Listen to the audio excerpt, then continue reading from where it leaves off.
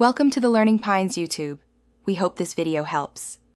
You're ready to start connecting your Gmail. First, sign and add accounts.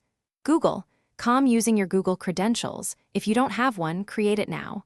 Make sure two-step verification options are available, phone or backup email, so you can complete security prompts. Open a modern browser and disable ad blockers or privacy extensions if they interfere.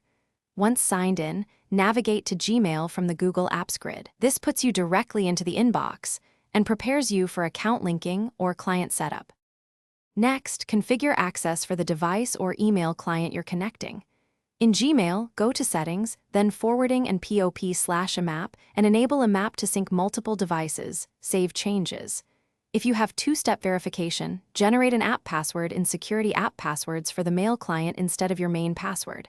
For desktop or mobile clients, enter IMAP, Gmail.com SSL, port 993, and SMTP, Gmail.com SSL/TLS, port 4. Finish by verifying that messages sync both ways and folders appear as expected. Send a test email to confirm SMTP works.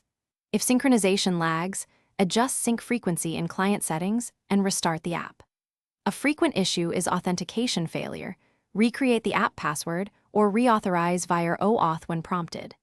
If Google flags a sign-in, open your Google account security page and approve the device or remove suspicious access. If problems persist, clear client cache, update the app.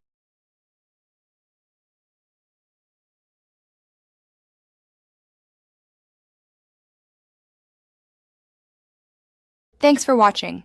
Consider subscribing if we helped you.